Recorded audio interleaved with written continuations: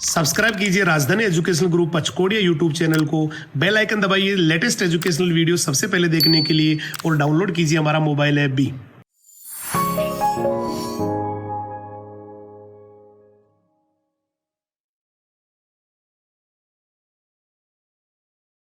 जय हिंद, जय राजधानी। कैसे हैं आप सभी? मैं हेमंत कुमार सिंह, आप सभी का बायोलॉजी मेंटर, एक बार फिर से हमारे राजधानी परिवार के यूट्यूब चैनल पे आपका हार्दिक स्वागत करता हूं। चलिए स्टार्ट करते हैं आज के लेक्चर को। Today we are going to study about the physiology of digestion. देखिए, first of all few seconds के लिए हम ये डिस्कस करते हैं कि हमने प्रीवियस लेक्चर में क्या स्टडी किया था। मैंने आपको फिजियोलॉजी, इट मीन्स की मैकेनिज्म ऑफ डाइजेशन, की पाचन की क्रियाविधि किस प्रकार से हमें देखने को मिलते हैं, या फिर किस तरह की जो है बायोकेमिकल रिएक्शंस या फिर रासायनिक अभिक्रियाएं होती हैं और वो किस विशेष प्रकार के एंजाइम के उपस्थिति में होती है, हमने इन सभी चीजों को प्रीवियस लेक्चर में डिस्कस किया था। और जैसा कि हमने कहा था कि जो मैकेनिज्म ऑफ द डाइजेशन होता है, इस पाचन की क्रियाविधि को हमें पॉइंट टू पॉइंट क्या करना है, स्टडी करना है। जैसे सपोज कि हम पहले स्टडी किए थे ओरल कैविटी में डाइजेशन पर्टिकुलर किस एंजाइम के प्रेजेंस में होता है और कैसे होता है। इसके मैकेनिज्म को समझने के बाद मैंने आपको ये बताया था कि ग्रासनाल में पाचन की क्रियाविधि, इट मींस की digestion process in the oesophagus किस प्रकार से होता है।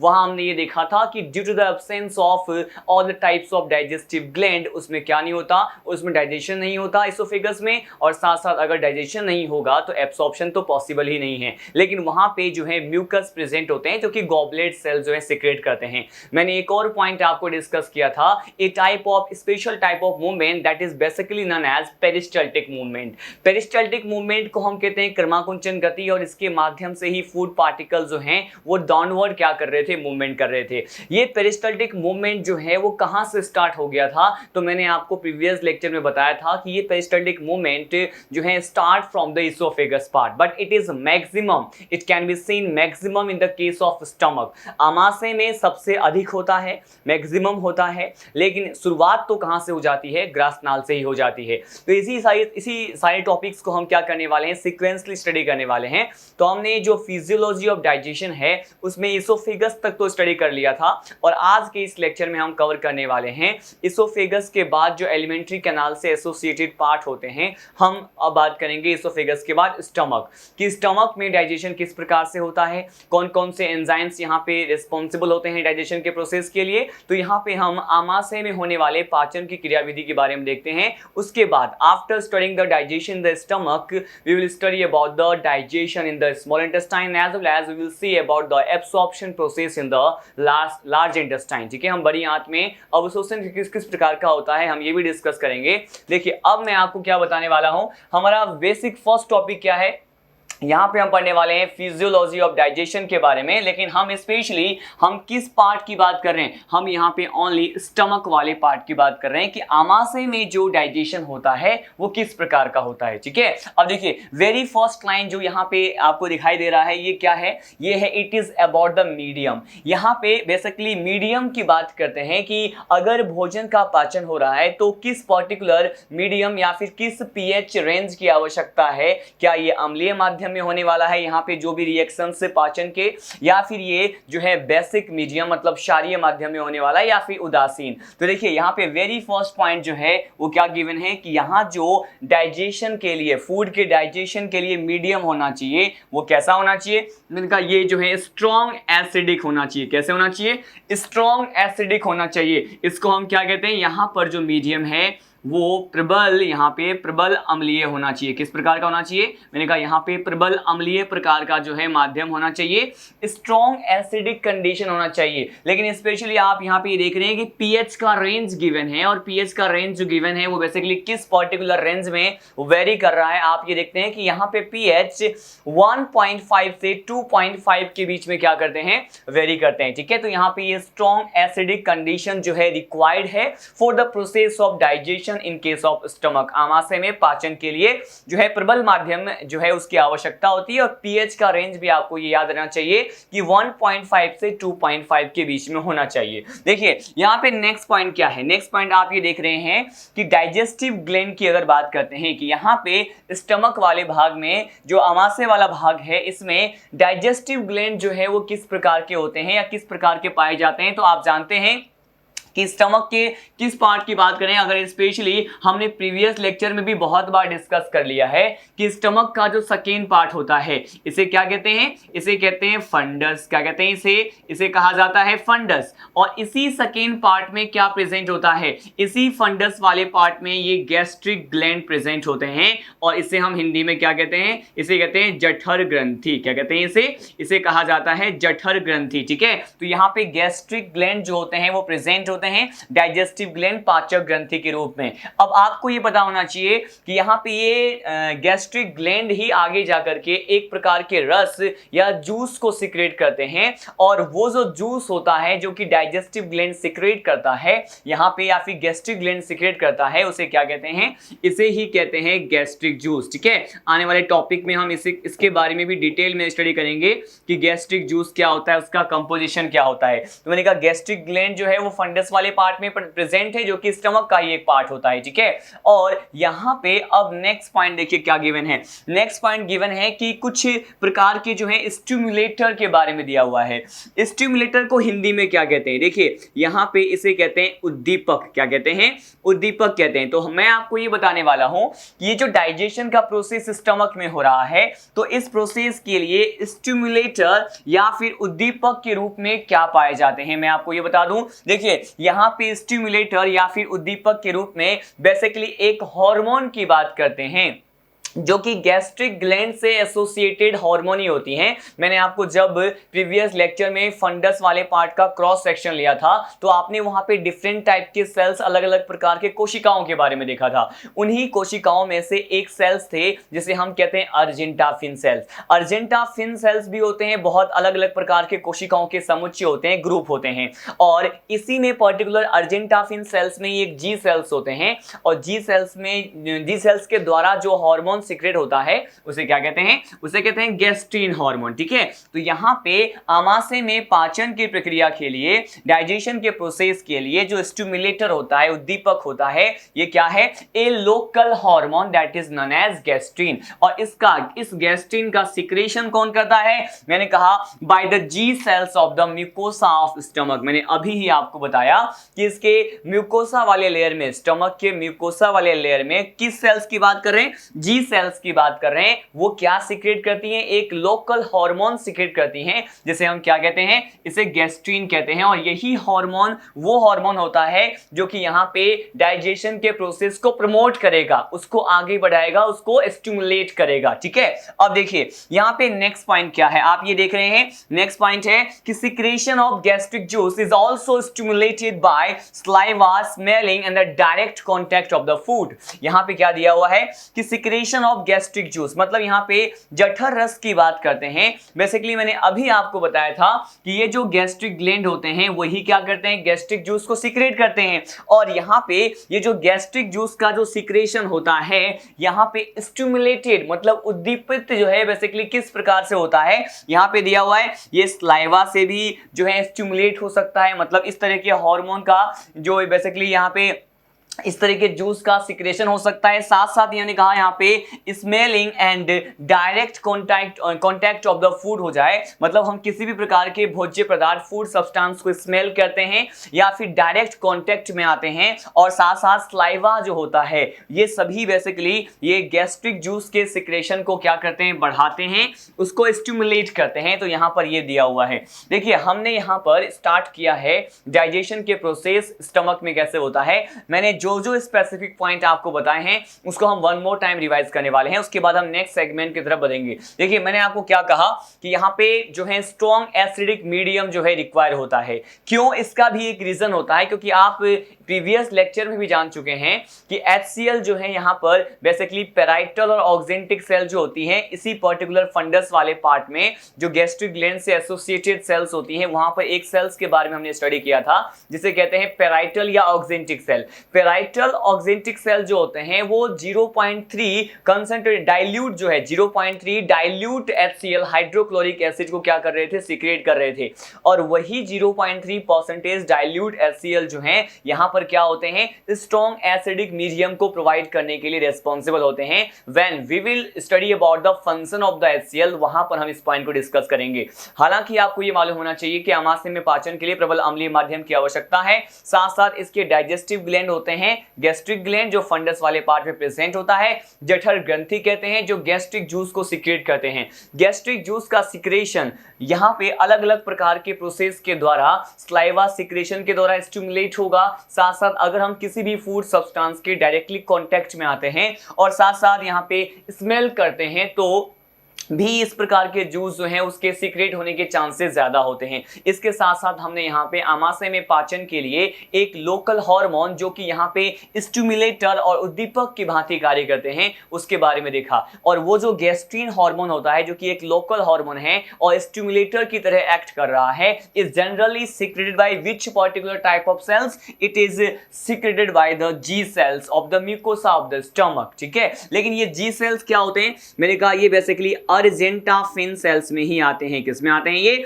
मैंने कहा ये अर्जेंटाफिन सेल्स में ही आते हैं। ठीक है, अब देखिए हमने इतने सारे पॉइंट को यहां पे कवर किया। Now we are going to study about some more thing regarding this particular digestion process in the stomach and what is it, हम यहां पे स्टडी करते हैं। देखिए यहां पे नेक्स्ट पर्टिकुलर सेगमेंट में आपको क्या दिख रहा है, it is about the gastric juice. Again यहां पे गैस्ट्रिक जूस के बारे में ही दिया हुआ है कि गैस्ट्रिक जूस के स्टिमुलेशन को या फिर इसके जो है स्त्रावन को बढ़ाने के लिए, इसके रिलीज को बढ़ाने के लिए और कौन कौन से फैक्टर हैं जो रेस्पॉन्सिबिलिटी प्ले करते हैं, जो रेस्पॉन्सिबल होते हैं, जिम्मेदार होते हैं। यहां देखिए यहां पे आपको दिखाई दे रहा है कि gastric juice secretion is also stimulated by tomato soup, meat soup, alcohol, caffeine and the histamine. ये सारे वो तरह के सब्सटेंस होते हैं, उस प्रकार के पदार्थ होते हैं जो कि यहां पे गैस्ट्रिक जूस के सिक्रेशन को क्या करते हैं, स्टिमुलेट करते हैं। मैं अगेन कह रहा हूं कि यहां पे स्टिमुलेट का मीनिंग क्या होता है, इसका मीनिंग होता है प्रमोट करना। क्या करना,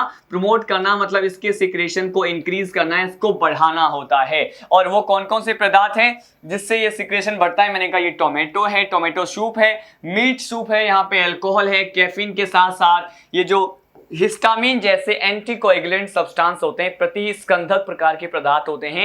ये सभी प्रकार के जो फैक्टर्स हैं ये इसके स्टिमुलेशन, इसके सिक्रेशन को क्या करते हैं, स्टिमुलेट करते हैं। अब देखिए यहां पर दिया हुआ है स्पेशली पॉइंट, अभी जो हमने प्रीवियस स्लाइड में डिस्कस किया था गैस्ट्रिक जूस के बारे में, तो अब हम देखते हैं कि गैस्ट्रिक जूस का कंपोजिशन क्या होता है, इसका संगठन क्या होता है, इसका केमिकल कंपोजिशन और रासायनिक संगठन के बारे में मैं आपको बताने वाला हूं। देखिए यहां पर क्या दिया हुआ है कि डाइजेस्टिव जूस होता है गैस्ट्रिक जूस, और यहां पे अगर प्रतिदिन स्त्रावन की मात्रा की बात करें, amount of per day secretion की बात करते हैं कि यहां पे कितने पर्टिकुलर अमाउंट में यहां पे गैस्ट्रिक जूस का सिक्रेशन होता है पर डे, प्रतिदिन, तो यहां पे देखिए लिखा हुआ है पर डे, मैंने कहा पर डे सिक्रेशन जो गैस्ट्रिक जूस का होता है ये होता है 1500 टू 2000, मैंने कहा 1500 से यहां पे 2000 ml, 1500 से 2000 ml, या फिर जनरली आपको इसी डाटा को ऑप्शन में लीटर में भी जो है मिल सकता है आपको स्टेटमेंट। तो बेसिकली यहां पे हम ये कहेंगे कि 1.5 लीटर, ठीक है, 1.5 लीटर टू 2 लीटर जो है यहाँ पे पॉसिबिलिटी है। किसकी बात कर रहे हैं, यहाँ पे हम अमाउंट ऑफ गैस्ट्रिक जूस की बात कर रहे हैं जो कि 1500 ml से 2000 ml के बीच में क्या करते हैं, वेरी करते हैं पर डे सिक्रेशन हो तो। अब देखिए यहाँ पे सीधे पर डे सिक्रेशन के बाद इसके केमिकल कंपोजिशन की बात करते हैं।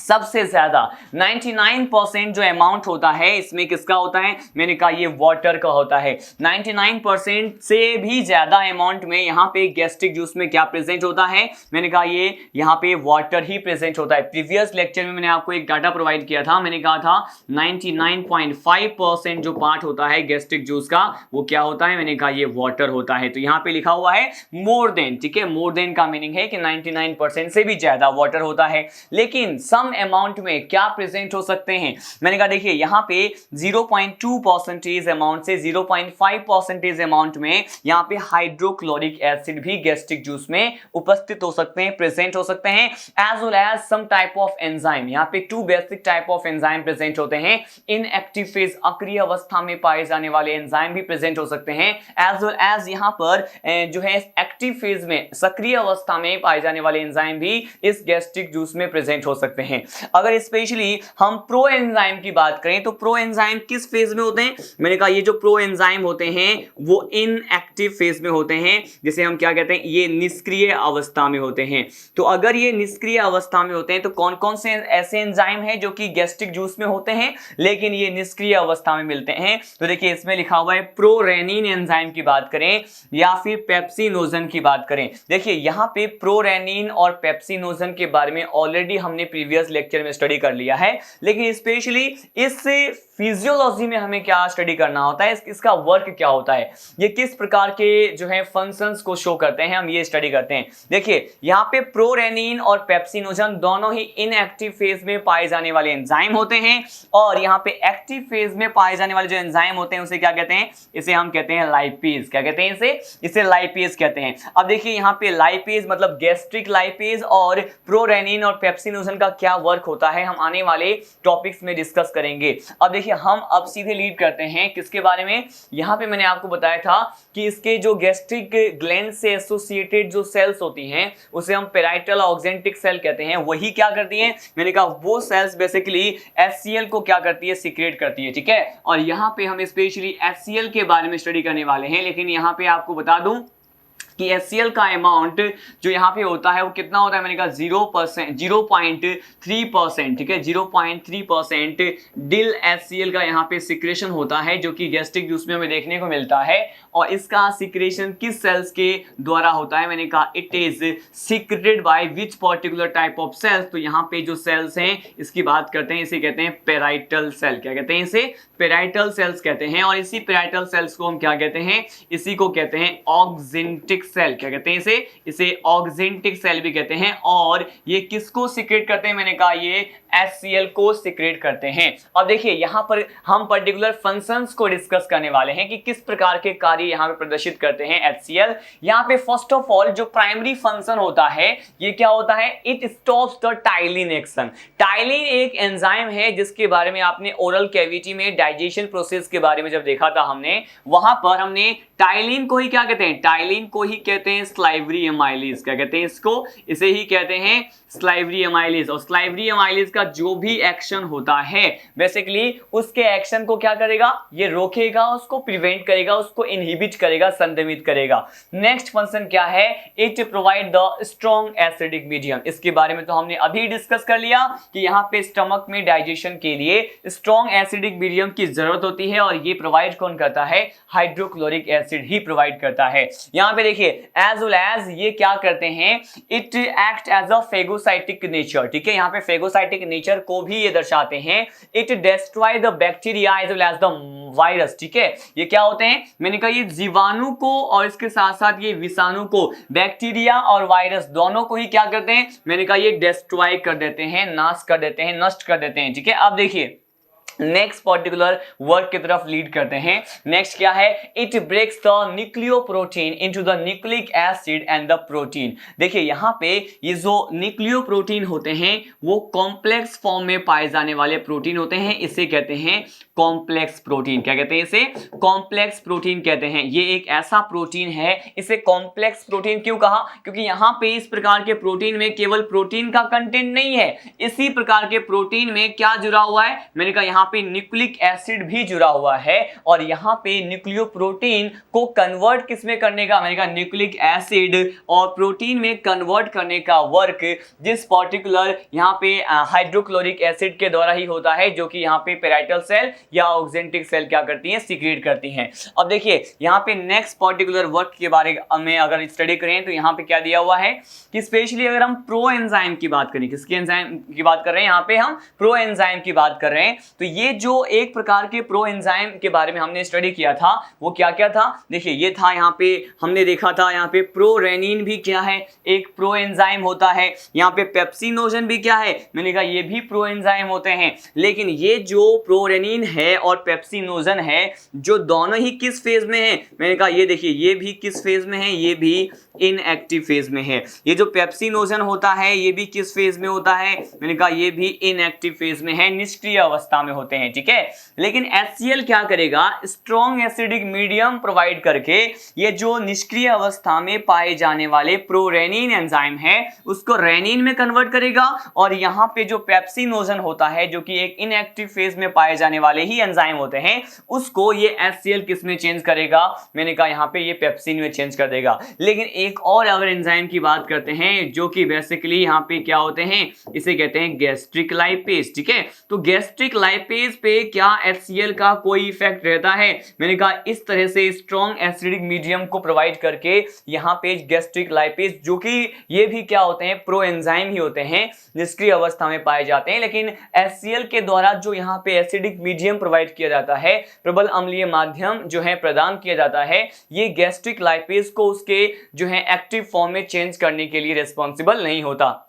अब देखिए यहाँ पे वन मोर टाइम हम ये स्टडी करने वाले हैं कि हमने यहाँ पे क्या देखा, हमने यहाँ पे we had studied about the different types and different varieties of the function of HCl hydrochloric acid. हमने देखा कि यहाँ पे जो है कितना परसेंट जो है यहाँ पे डाइल्यूट HCl रिलीज होता है पेराइटल और ऑक्जेंटिक सेल के द्वारा, यहाँ पे 0.3% बस अमाउंट में यहाँ पे डाइल्यूट हाइड्रोक्लोरिक एसिड रिलीज होता है। अब देखिए यहाँ पे प्राइमरी फंक्शन ये था कि ये इनहिबिट करता है, प्रिवेंट करता है किसके एक्शन को, स्लाइवरी एमाइलेज या टाइलिन के एक्शन को प्रिवेंट करता है। सेकेंड ये था कि ये जो है आमाशय में पाचन के लिए, स्टमक में डाइजेशन के लिए स्ट्रॉन्ग एसिडिक मीडियम को प्रोवाइड करता है। साथ साथ जो भी फूड पार्टिकल्स के साथ आ रहे जो भी फॉरेन पार्टिकल्स होते हैं, बैक्टीरिया होते हैं, अलग अलग प्रकार के जो माइक्रोब्स होते हैं, वायरसेस होते हैं, विषाणु होते हैं, उसको क्या करते हैं, ये उसको डिस्ट्रॉय करने का वर्क करते हैं। साथ साथ हम यहाँ पे ये भी स्टडी कर रहे हैं कि जो न्यूक्लियो प्रोटीन है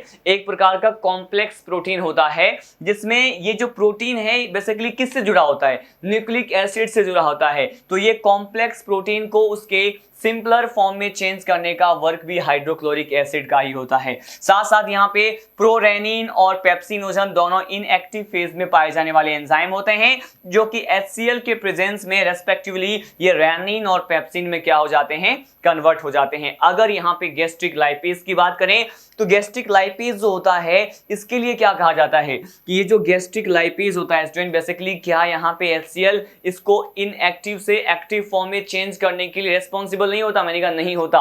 ये बेसिकली इसका जो स्ट्रॉन्ग एसिडिक मीडियम होता है ये इसको एक्टिवेट करने के लिए क्या होता है, इनकैपेबल होता है, कैपेबल नहीं होता है, ठीक है। अब सीधे हम यहाँ पे स्टडी करने वाले हैं कि इसी ही पर्टिकुलर अगर हम स्टमक में ही डाइजेशन की बात करते हैं तो और हमें क्या क्या पढ़ना होता है। देखिए यहाँ पर हम स्पेशली अब रेनिन और पेप्सिन जिसका फॉर्मेशन हो गया है, पहले वो इनएक्टिव फेज में थे अब वो एक्टिव फेज में आ गए हैं।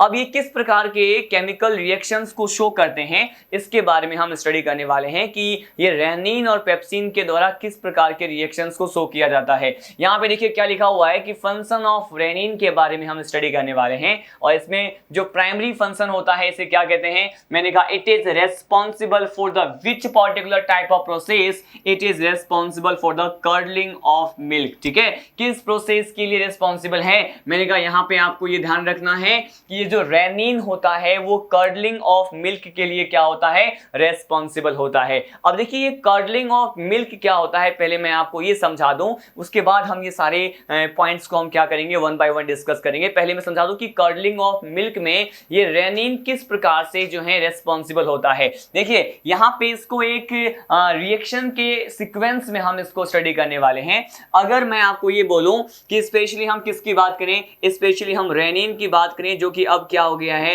ये अब क्या हो गया है, एक्टिवेट हो गया है। तो ये रेनिन जो होता है अब ये एक्टिव फॉर्म में है और ये क्या करता है, मिल्क प्रोटीन की अगर बेसिकली बात करते हैं, दूध में पाए जाने वाले प्रोटीन की बात कर रहे हैं। यहाँ पे मिल्क प्रोटीन, जिस मिल्क प्रोटीन की बात करें वो बेसिकली उसे क्या कहते हैं, इसे कहते हैं केसीन प्रोटीन। क्या कहते हैं इसे कहा जाता होता है केसीन प्रोटीन। तो ये जो मिल्क प्रोटीन है जिसे केसीन प्रोटीन कहते हैं, वहां पे इस पर्टिकुलर मिल्क प्रोटीन केसीन पे ये रेनिन क्या करता है, अपना एक्शन शो करता है या फिर इस पे एक्ट करेगा, इस पे कार्य करेगा, ठीक है। और ये मिल्क प्रोटीन केसीन के साथ जैसे ही रेनिन जो है एडिशन शो करता है, इस पे कार्य करता है, तो यहाँ पे किसका फॉर्मेशन होता है, मैंने कहा अब यहाँ पे पेरा केसीन का क्या हो जाएगा, फॉर्मेशन हो जाएगा, ठीक है। मैंने कहा यहाँ पे पेरा केसीन का फॉर्मेशन हो गया है।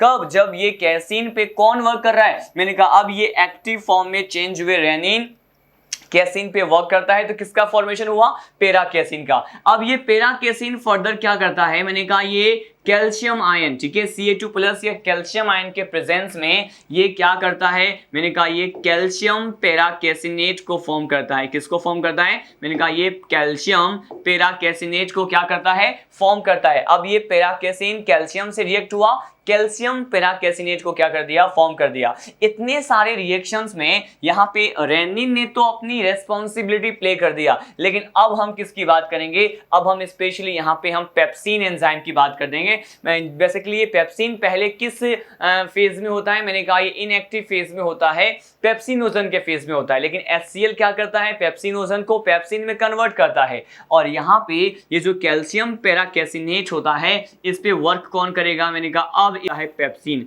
और ये जो पेप्सिन जैसे ही कैल्शियम पेराकेसिनेट पे वर्क करता है, तो इससे बेसिकली किसका फॉर्मेशन हो जाएगा, मैंने कहा इससे प्रोटीएजेस, ठीक है, प्रोटीएजेस के साथ साथ यहाँ पे पेप्टॉन्स का क्या हो जाएगा, फॉर्मेशन हो जाएगा। तो पेप्टॉन्स और प्रोटीएजेस का यहाँ पे पेप्सिन एंजाइम के प्रेजेंस में कैल्शियम पेराकेसिनेट से क्या हो जाता है, फॉर्मेशन हो जाता है। तो आपने ये जो पूरा प्रोसीजर देखा है, इसे ही क्या कहते हैं, कर्डलिंग ऑफ मिल्क कहते हैं। और आपने ये देखा कि किस प्रकार से इस रेनिन एक्टिव फॉर्म में पाए जाने वाले एंजाइम ने यहाँ पे इन सारे रिएक्शंस को क्या किया, स्टार्ट किया।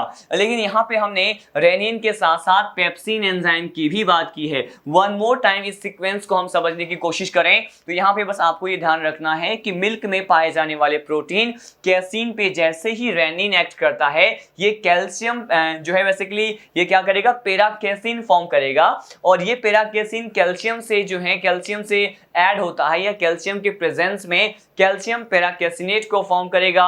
कैल्शियम पेराकेसिनेट जो है वो पेप्सिन के प्रेजेंस में बेसिकली किस में चेंज हो जाएगा, या जो ये पेप्सिन एंजाइम होता है वो कैल्शियम पेराकेसिनेट को प्रोटीएजेस और पेप्टोन्स में क्या करता है, कन्वर्ट कर देता है। अब देखिए, अब मैं आपको बताने वाला हूं यहाँ पे बेसिकली अगर इस पॉइंट की हम बात करें कि इस पॉइंट पे हमें क्या डिस्कस करना है, मैंने कहा देखिए यहाँ पे न्यू बॉर्न बेबी की बात हो रही है कि new born baby secrete large quantity of the rennin. यहाँ पे बेसिकली हम इस पर्टिकुलर एंजाइम की बात करें तो ये कहा जाता है कि जो न्यूली बॉर्न बेबी है उसके द्वारा अत्यधिक मात्रा में, लार्ज अमाउंट में यहाँ पे रेनिन का क्या होता है, सिक्रेशन होता है। लेकिन यहाँ पे अगर हम ओल्ड एज या फिर एडल्ट स्टेज की बात करते हैं तो ये कहा जाएगा कि रेनिन जो है यहाँ पे न्यूली बॉर्न बेबी के द्वारा लार्ज क्वांटिटी में सिक्रेट होता है, लेकिन ये ओल्ड एज में, ये एडल्ट स्टेज में इसका सिक्रेशन क्या हो जाएगा, कम हो जाएगा। तो देखिए यहाँ पे लिखा हुआ है बट द रेनिन सिक्रेशन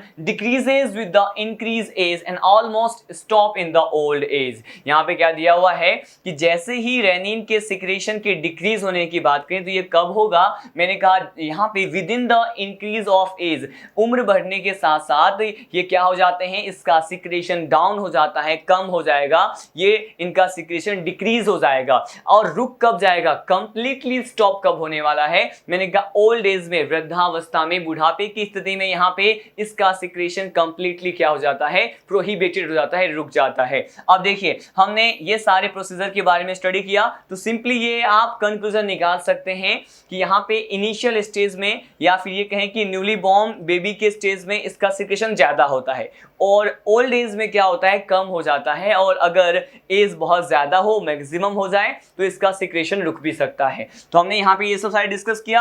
अब देखते हैं यहाँ पे क्या लिखा हुआ है। Next point again old person के बारे में गिवन है और ये क्या लिखा है, in old person curdling of milk is caused by hydrochloric acid. मैंने कहा अगर रेनिन ओल्ड एज में इसका सिक्रेशन कम हो जाता है या इसका सिक्रेशन कंप्लीटली बंद हो जाता है तो आखिर ये कर्डलिंग ऑफ मिल्क का जो प्रोसेस है ओल्ड पर्सन में किस प्रकार से होता है। मैंने कहा अब ये कर्डलिंग ऑफ मिल्क का प्रोसेस और ये प्रोटीएजेज और पेप्टोन्स के निर्माण की क्रियाविधि, बेसिकली इसमें कौन अपना इंपॉर्टेंट रोल प्ले करेगा। मैंने कहा अब इसमें हाइड्रोक्लोरिक एसिड क्या करता है, महत्वपूर्ण जो है यहाँ पे भूमिका निभाता है या फिर इंपोर्टेंट रोल प्ले करता है। ये सबसे ज़्यादा इंपोर्टेंट होता है कि अगर यहाँ पे रेनिन ही नहीं है यहाँ पे ओल्ड पर्सन में, तो आखिर ये कर्डलिंग ऑफ मिल्क कौन करता है। मैंने कहा हाइड्रोक्लोरिक एसिड ही करता है। डिफरेंट टाइप्स के फंक्शंस के बारे में ऑलरेडी हम स्टडी कर चुके हैं।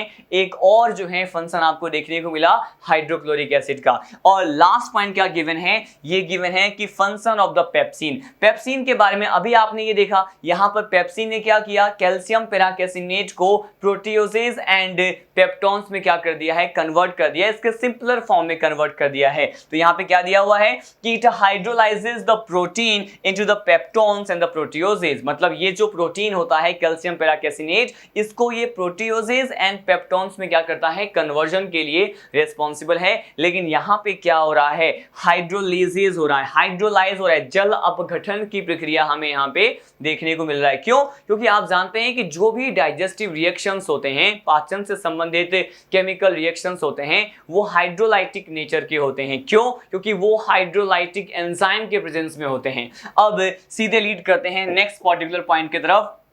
यहाँ पे वही रिएक्शन जो मैंने कर्डलिंग ऑफ मिल्क में बनाया था कि यहाँ पे देखिए प्रोटीन मतलब कैल्शियम पेराकेसिनेट जो होते हैं उसको फर्दर चेंज करने का काम कौन कर रहा है। तो देखिए ये प्रोटीन जो है यहाँ पे जैसे ही पेप्सिन ने इस पे वर्क किया तो ये प्रोटीन किस में चेंज हो जाते हैं, प्रोटीओजेज और पेप्टोन्स में चेंज हो जाते हैं। तो यहाँ पे हमने रेनिन के साथ साथ पेप्सिन के बारे में भी क्या कर लिया, स्टडी कर लिया। लेकिन स्पेशल पॉइंट क्या है कि यहाँ पर पेप्सिन की जो उपस्थिति आपको देखने को मिल रही है, यहाँ पे पीएच जो है, पीएच किस रेंज की आवश्यकता होती है, किस रेंज में पीएच की रिक्वायरमेंट होती है, हमें यहाँ पे 1.8 मतलब स्ट्रॉन्ग एसिडिक मीडियम में ये प्रोटीन से प्रोटीओजेज और पेप्टोन्स में कन्वर्जन देखा जाएगा।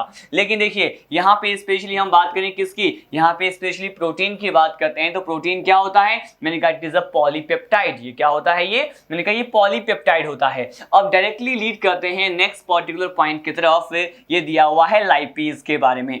लाइपेज क्या करता है, देखिए हम ये स्टडी करते हैं, stomach secret little amount of lipase which digest about 1% of the fat। यहाँ पे क्या लिखा हुआ है कि स्टमक मतलब आमाशय की बात करते हैं तो सीक्रेट करता है लिटिल अमाउंट ऑफ लाइपेज। हमने गैस्ट्रिक लाइपेज के बारे में भी देखा था। तो अगर हम इस गैस्ट्रिक लाइपेज की बात करें तो आमाशय के द्वारा बहुत ही कम अमाउंट में, बहुत ही जो है स्मॉल अमाउंट में लाइपेज का सिक्रेशन होता है। और ये क्या करेगा, लाइपेज जो है फैट मतलब वसा के पाचन में महत्वपूर्ण भूमिका निभाता है।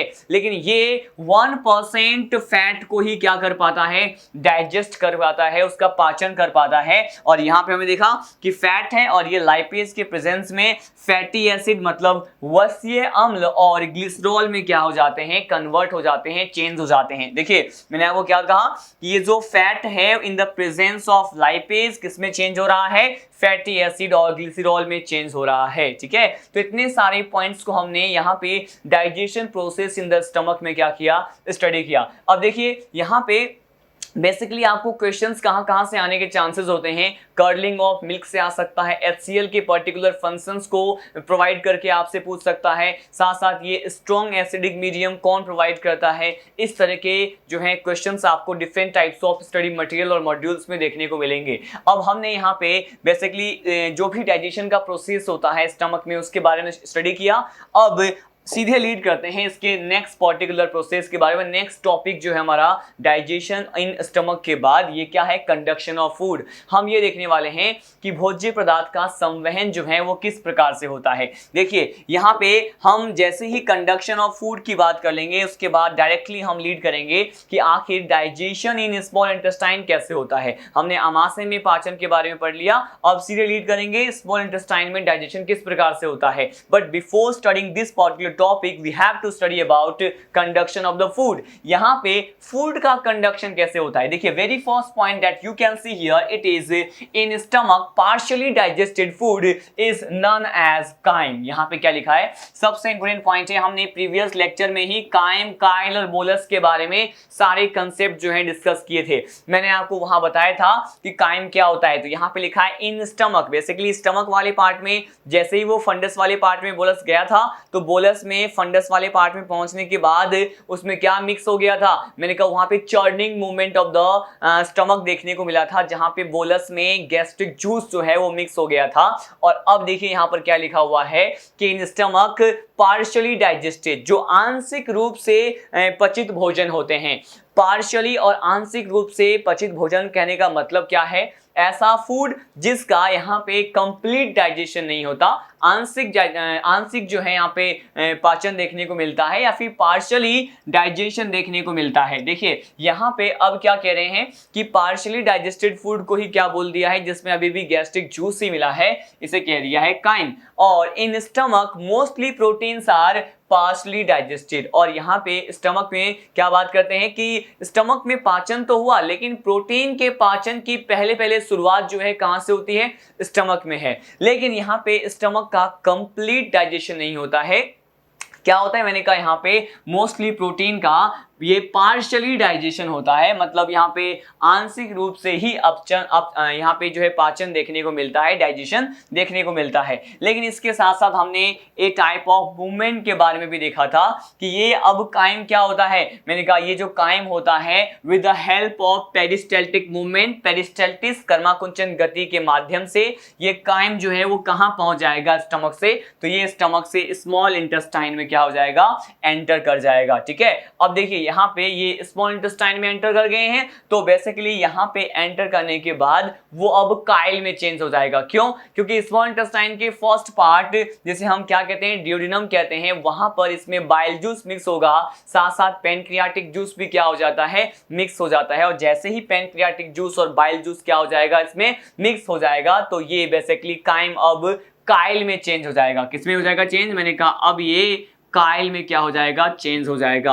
इतने सारे पर्टिकुलर प्रोसेसेस के बारे में स्टडी करने के बाद now we are leading with our next topic, the digestion process in the small intestine. हम यहाँ पे छोटी आंत में होने वाले पाचन की प्रक्रियाओं के बारे में स्टडी करने वाले हैं। और यहाँ पर क्या दिया हुआ है कि हम बात करते हैं कि आखिर जिस तरह से हमने स्टमक में देखा था कि यहाँ पे पाचन के लिए, आमाशय में पाचन के लिए किस माध्यम की आवश्यकता होती है, वैसे ही हम यहाँ पे डिस्कस करने वाले हैं कि मीडियम ऑफ फूड, यहाँ पे माध्यम की बात करें पाचन के लिए, तो यहाँ पे भोजन का जो पाचन है, फूड का पाचन है, वो अब एल्केलाइन जो है, मतलब क्षारीय माध्यम में, मतलब यहाँ पे बेसिक मीडियम की रिक्वायरमेंट होती है। स्टमक में स्ट्रॉन्ग एसिडिक मीडियम की रिक्वायरमेंट थी, लेकिन यहाँ पे आप देख रहे हैं कि पीएच का जो रेंज है वो अबव द 7 है, 7 से ज्यादा है, तो यहाँ पे 7.5 से 8.5 के बीच में आप ये देख रहे हैं, रेंज देख रहे हैं। और इसीलिए कहा जाएगा कि अब ये एल्केलाइन पीएच या फिर क्षारीय पीएच के लिए हम यहाँ पे ये कहते हैं कि स्मॉल इंटेस्टाइन में जो भी डाइजेशन का प्रोसेस होता है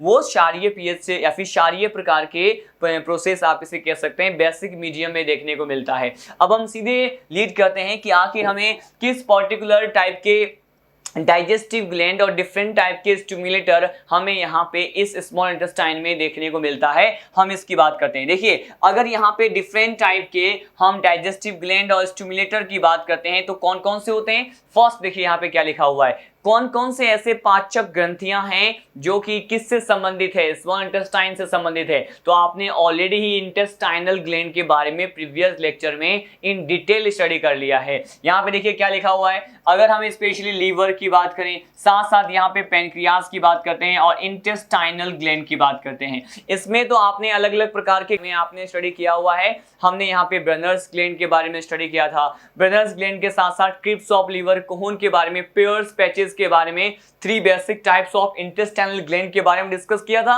अब देखिए यहाँ पर आप जानते हैं कि जो स्मॉल इंटेस्टाइन का फर्स्ट पार्ट होता है, गृहिणी जिसे कहते हैं, ड्यूडेनम जिसे कहा जाता है, उसी पार्ट में जो अपने सिक्रेशंस है, लीवर से जो बाइल फॉर्म होकर के कंडक्शन शो करता है, वो भी डिफरेंट टाइप के डक्ट्स के माध्यम से, वाहिनी के माध्यम से कहा जाता है। बेसिकली ये ड्यूडेनम में आकर के रिलीज कर देते हैं, अपने सिक्रेशंस को पावर करते हैं, उड़ेल देते हैं। और साथ साथ पेनक्रियाज में जो डक्ट होता है उसे पेनक्रियाटिक डक्ट कहते हैं, जहां पे पेनक्रियाटिक जूस का क्या होता है, यहाँ पे कंडक्शन होता है, वो भी ऑल ओवर यहाँ पे ड्यूडेनम में आकर के क्या होते हैं, रिलीज कर देते हैं अपने सिक्रेशंस को। तो हमने यहाँ पे ये देखा कि डिफरेंट टाइप के digestive gland which are associated with the small intestine, यहाँ पे छोटी आंत से संबंधित जो भी प्रकार के पाचक ग्रंथियां हैं उसमें किस किस की बात करते हैं, मैंने कहा लीवर की बात करते हैं, पेनक्रियास की बात करते हैं, एज वेल एज हम यहाँ पे इंटेस्टाइनल ग्लैंड की बात करते हैं।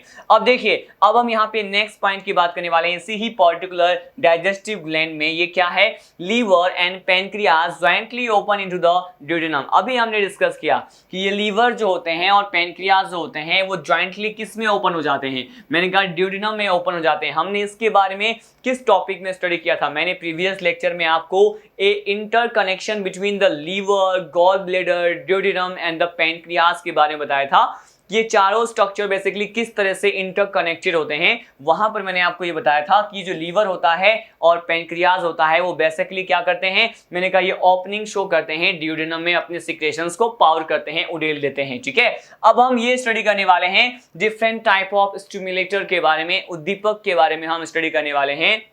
और वेरी फर्स्ट पॉइंट क्या है, देखिए जिस तरह से हमने स्टमक में होने वाले डाइजेशन प्रोसेस में ए टाइप ऑफ लोकल हार्मोन जिसे गैस्ट्रिक हार्मोन कहते हैं या फिर गैस्ट्रीन हार्मोन कहते हैं, तो उसमें हमने देखा था कि वो वहां पे स्टमक में स्टिमुलेटर की भांति, उद्दीपक की भांति व्यवहार कर रहे थे। But in case of small intestine आखिर वो कौन कौन से हार्मोन्स हैं जो फूड के पाचन, मतलब फूड के जो है डाइजेशन, भोजन के पाचन के लिए रेस्पॉन्सिबल होते हैं, ये कौन कौन से होते हैं। मैंने कहा यहाँ पे स्टिमुलेटर की एक्ट करने वाला जो लोकल हार्मोन होता है उसे सीक्रेट कौन करता है, मैंने कहा it is generally secreted by the mucosa and the sub mucosa of the small intestine. आपने प्रीवियस लेक्चर में एलिमेंट्री कैनाल का ही पार्ट क्या है, स्मॉल इंटेस्टाइन होता है, वहां पे 4 बेसिक टाइप्स ऑफ लेयर्स के बारे में स्टडी किया था हमने, सीरोसा, मस्क्यूलरिस, और इसके साथ साथ हमने सब म्यूकोसा और म्यूकोसा के बारे में भी क्या किया था, स्टडी किया था। और उसी ही पर्टिकुलर पॉइंट से रिलेटेड यहाँ पे क्या है कि स्मॉल इंटेस्टाइन में जो म्यूकोसा और सब म्यूकोसा लेयर है उसके द्वारा ए टाइप ऑफ लोकल हार्मोन क्या होता है, सीक्रेट होता है। और वो कौन कौन से हार्मोन्स हैं जो कि यहाँ पे लोकल हार्मोन हैं और स्टिमुलेटर की तरह एक्ट करते हैं, हम इन सभी हार्मोन्स को one by one with their function, उनके कार्य के साथ हम स्टडी करने वाले हैं। देखिए उसमें जो वेरी फर्स्ट लोकल हार्मोन है जो कि उद्दीपक की भांति व्यवहार करते हैं, यहाँ पर क्या दिया हुआ है, इट इज गिवन दैट एंटेरोगेस्ट्रॉन। ये एंटेरोगेस्ट्रॉन जो है वो फर्स्ट हार्मोन है जो कि यहाँ पे स्मॉल इंटेस्टाइन में पाचन की प्रक्रिया को क्या करेगा, बढ़ाएगा, उसको स्टिमुलेट करेगा। और ये क्या करता है, बेसिकली ये किस प्रकार से जो है डाइजेशन के प्रोसेस को बढ़ाएगा, ये इनहिबिशन करेगा, किसका, ये संदमन करेगा HCl के सिक्रेशन का। क्यों, क्योंकि ये जैसे ही HCl का सिक्रेशन लो हो जाएगा तो यहाँ पे ऑलरेडी हमें जो है स्मॉल इंटेस्टाइन में फूड के डाइजेशन के लिए कौन सी मीडियम की आवश्यकता है, मैंने कहा यहाँ पे हमें बेसिक या एल्केलाइन क्षारीय माध्यम की आवश्यकता है। लेकिन एज यू नो HCl क्या प्रोवाइड करता है, मैंने कहा HCl यहाँ पर हमें यहाँ पे स्ट्रॉन्ग एसिडिक मीडियम प्रोवाइड करता है। इसीलिए जैसे ही HCl का सिक्रेशन क्या हो जाएगा, डिक्रीज हो जाएगा, लो हो जाएगा, तो ऑलरेडी ही क्या स्टेब्लिश हो जाएगा, मैंने कहा ये अगर प्रोवाइड कर रहा है स्ट्रॉन्ग एसिडिक कंडीशन, इसका सिक्रेशन जैसे लो हुआ तो यहाँ पे कौन सा मीडियम जो है स्टेब्लिश होगा, मैंने कहा यहाँ पे बेसिक मीडियम जो है स्टेब्लिश हो जाएगा, जिसके लिए pH की जो वैल्यू है वो मोर देन क्या होती है, 7 होती है। तो हमने कहा यहाँ पे एंटेरोगेस्ट्रोन is the first type of local hormone which generally act as a stimulator and it inhibit the secretion of hydrochloric acid। यहाँ पे सेकेंड टाइप ऑफ हार्मोन के बारे में डिस्कस करने वाले हैं, it is gastric inhibitory peptide. इसे क्या कहते हैं, इसे कहते हैं GIP हार्मोन। ये GIP हार्मोन जो है बेसिकली यहाँ से ये बेसिक कौन से फंक्शंस हमें यहाँ पे देखने को मिलते हैं इस local hormone which is associated and related with the small intestine. हमें देखिए यहाँ पे देखने को मिलता है कि ये जो गैस्ट्रिक इनहिबिटरी पेप्टाइड होते हैं उसका वर्क क्या है। They inhibit the secretion of the gastric juice. देखिए यहाँ पे गैस्ट्रिक जूस में जो पीएच है वो भी स्ट्रॉन्ग एसिडिक ही होता है, तो इसका सिक्रेशन भी क्या होना चाहिए, कम होना चाहिए। और जैसे ही गैस्ट्रिक जूस का सिक्रेशन कम होगा तो यहाँ पे बेसिक मीडियम क्या हो जाएगा, स्टेब्लिश हो जाएगा और स्मॉल इंटेस्टाइन में डाइजेशन का प्रोसेस जो है वो कंप्लीट हमें देखने को मिलेगा। लेकिन यहाँ पे इस पर्टिकुलर फंक्शन के लिए कि गैस्ट्रिक जूस का सिक्रेशन कम हो, उसका सिक्रेशन लो हो जाए, कौन सा हार्मोन रेस्पॉन्सिबल है, मैंने कहा यहाँ पे गैस्ट्रिक इनहिबिटरी पेप्टाइड जो होता है वो क्या होता है, रेस्पॉन्सिबल होता है। तो हमने इतने सारे लोकल हार्मोन के बारे में स्टडी किया। इसी पर्टिकुलर सीक्वेंस में हम next type of local hormone को क्या करते हैं, स्टडी करते हैं। देखिए नेक्स्ट हार्मोन क्या है, हम ये स्टडी करने वाले हैं यहाँ पे हिपेटोक्राइनिन। तो यहाँ पे नेक्स्ट हार्मोन जो है हम पढ़ने वाले हैं यहाँ पे कि ये स्टिमुलेटर की तरह एक्ट करने वाला ये जो हिपेटोक्राइनिन हार्मोन होता है इसका बेसिकली वर्क क्या होता है, फंक्शन क्या होता है, हम ये स्टडी करने वाले हैं। देखिए मैंने कहा यहाँ पे इस तरह का जो स्टिमुलेटर है, उद्दीपक होता है, ये क्या कार्य करता है, it stimulate the synthesis of the bile juice in the liver. ठीक है, ये क्या करता है, ये मैंने कहा कि ये बाइल जूस के सिंथेसिस को क्या करेगा, स्टिमुलेट करेगा। किसमें, मैंने कहा यहाँ पे लीवर में। यहाँ पे आप ये जानते हैं कि लीवर में ही बेसिकली बाइल का क्या होने वाला है, फॉर्मेशन होता है। आपको ये पता है, हमने यहाँ पे प्रीवियस लेक्चर में डिफरेंट टाइप्स के या फिर different various function of the liver के बारे में स्टडी किया हुआ है, इसके अलग अलग कार्य के बारे में हमने देखा हुआ है। देखिए मैंने आपको क्या कहा कि ये क्या कर रहा है, स्टिमुलेट कर रहा है, मतलब इंक्रीज कर रहा है, प्रमोट कर रहा है किसके सिंथेसिस को, मैंने कहा बाइल जूस के सिंथेसिस को। किसमें, मैंने कहा यकृत में, लीवर में बाइल जूस के सिक्रेशन को जो है यहाँ पे स्टिमुलेट करने का वर्क जिस हार्मोन का या जिस लोकल हार्मोन और स्टिमुलेटर का होता है, उद्दीपक का होता है, उसे क्या कहते हैं, हिपेटोक्राइनिन कहते हैं।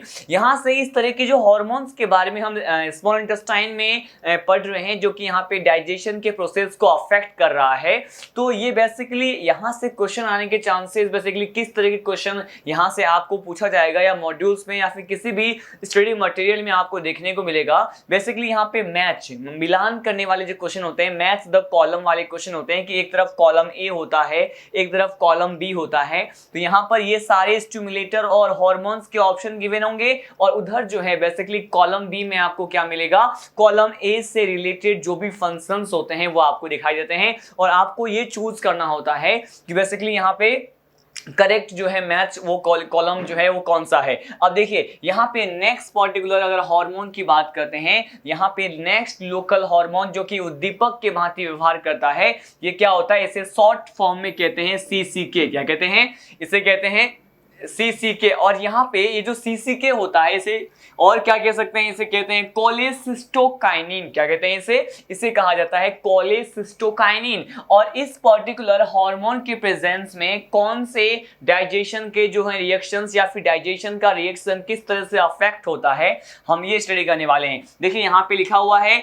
It contract the gall bladder. ये क्या करता है, पित्ताशय में संकुचन पैदा करता है। सीधे यहाँ से क्वेश्चन आएगा कि पित्ताशय में संकुचन मतलब कॉन्ट्रैक्शन क्रिएट करता है गॉल ब्लैडर में, लेकिन साथ साथ किसको रिलैक्स करता है, किसको जो है शिथिल करता है, मतलब आराम की अवस्था में लाता है, रिलैक्सेशन फेज में आता है। किसको, मैंने कहा ये अगर यहाँ पे इंस्पेक्टर ऑफ ऑडी की बात करें तो उसको क्या करता है, इंस्पेक्टर ऑफ ऑडी को रिलैक्स करता है, लेकिन गॉल ब्लैडर को क्या करता है, मैंने कहा ये गॉल ब्लैडर को कॉन्ट्रैक्ट करता है, उसको संकुचित करता है। नेक्स्ट क्या है, इससे क्या होने वाला है कि जैसे ही गॉल ब्लैडर को सीसी के यहाँ पे कोलेसिस्टोकाइनिन ने क्या किया, गॉल ब्लैडर को यहाँ पे कॉन्ट्रैक्ट किया और इंस्पेक्टर ऑफ ऑडी को रिलैक्स किया, तो अब इससे क्या देखने को मिलेगा, एज ए रिजल्ट परिणाम स्वरूप हमें क्या देखने को मिलता है कि bile juice and the pancreatic juice are released into the duodenum. मैंने कहा ड्यूडेनम जो कि यहाँ पे स्मॉल इंटेस्टाइन का फर्स्ट पार्ट होता है, जैसे ही गॉल ब्लैडर में यहाँ पे कॉन्ट्रैक्शन क्रिएट होगा और यहाँ पे इंस्पेक्टर ऑफ ऑडी रिलैक्सेशन के फेज में आ जाते हैं, तो इससे क्या होगा, अगर यहाँ पे बाइल जूस की बात करें और पैनक्रियाटिक जूस की बात करें, ये दोनों ही तरह के जो सिक्रेशंस होते हैं बाइल जूस और पैनक्रियाटिक जूस, ये बेसिकली किस में रिलीज हो जाएंगे, मैंने कहा ये स्मॉल इंटेस्टाइन के फर्स्ट पार्ट में रिलीज हो जाएंगे। यहाँ पे देखिए नेक्स्ट हार्मोन क्या दिया हुआ है, सिक्रेटिन हार्मोन के बारे में दिया हुआ है। ये सिक्रेटिन हार्मोन बेसिकली किस तरह के डाइजेशन के प्रोसेस को अफेक्ट करता है, इसका फंक्शन क्या होता है, हम ये स्टडी करते हैं। देखिए इसका फंक्शन दिया हुआ है, it stimulate the secretion of the watery portion of pancreatic juice. ये क्या करता है कि पैनक्रियाटिक जूस जो है इसमें जो वाटरी पोर्शन होता है, मतलब यहाँ पे जो वाटर का कंटेंट होता है, जल का जो पोर्शन होता है, उसका जो अनुपात होता है, उसको क्या करेगा, मैंने कहा उसको स्टिमुलेट करता है ताकि ये वाटर का जो पोर्शन है उसका सिक्रेशन क्या हो, ज्यादा देखने को मिले। और इन सभी कार्य के लिए कौन रिस्पॉन्सिबल है, ये सिक्रेटिन हार्मोन क्या होता है, रिस्पॉन्सिबल होता है। तो हमने इस पर्टिकुलर सेगमेंट में डिफरेंट टाइप के हार्मोन्स और उसके फंक्शंस के बारे में देखा। आपने इस लेक्चर में क्या क्या स्टडी किया, हम ये डिस्कस कर लेते हैं। मैंने आपको इस बेसिक लेक्चर में जो स्टमक में डाइजेशन का जो फिजियोलॉजी है, जो मैकेनिज्म होता है, उसकी क्रियाविधि होती है, उसके बारे में स्टडी किया। साथ साथ हमने स्टमक में ये देखा कि कौन कौन से एंजाइम्स होते हैं, किस तरह के जो है डाइजेस्टिव प्रोसेस में इनरोल होते हैं, यहाँ पे सम्मिलित होते हैं। और हमने ये भी डिस्कस किया कर्डलिंग ऑफ मिल्क का प्रोसेस जो है वो क्या होता है, उसको मैंने एक सीक्वेंस में एक केमिकल रिएक्शन के माध्यम से समझाया। फिर हमने स्टमक में डाइजेशन के मैकेनिज्म को समझने के बाद स्टडी किया था कि स्मॉल इंटेस्टाइन जो होता है उसमें बेसिकली डाइजेशन कैसे होता है, पाचन हमें किस प्रकार से देखने को मिलता है। हमने यहाँ पे स्मॉल इंटेस्टाइन में जो भी बायोकेमिकल रिएक्शंस होते हैं उसको अभी हमने स्टडी नहीं किया है। अभी हमने बस इतना देखा है कि यहाँ पे बेसिक मीडियम की रिक्वायरमेंट होती है और इस बेसिक मीडियम को प्रोवाइड करने के लिए या फिर वो सभी प्रकार के स्टिमुलेटर और उद्दीपक जो कि यहाँ पे अलग अलग प्रकार के कार्य करते हैं और digestive process of the small intestine को अफेक्ट करते हैं, हमने इन सभी हार्मोन्स, लोकल हार्मोन के बारे में देखा। इन द नेक्स्ट लेक्चर इन्हीं हार्मोन्स में जो बेसिकली जो हार्मोन्स जिन्हें पढ़ना रह गया है उसे हम क्या करेंगे, कंटिन्यू करेंगे। और साथ साथ ये भी देखेंगे कि ये जो भी बायोकेमिकल रिएक्शंस होते हैं डाइजेशन से रिलेटेड स्मॉल इंटेस्टाइन में, वो बेसिकली किस एंजाइम के प्रेजेंस में होता है और कैसे कॉम्प्लेक्स नेचर वाले जो फूड स्टफ होते हैं, फूड सब्सटेंस होते हैं, वो अपने सिंपलर और एब्जॉर्ब होने वाले फॉर्म में चेंज होते हैं। इसके साथ साथ हम यहाँ पे एब्सॉर्प्शन के प्रोसेस के बारे में भी स्टडी करेंगे कि लार्ज इंटेस्टाइन में कैसे एब्सॉर्प्शन होता है। तब तक के लिए जय हिंद, जय राजधानी।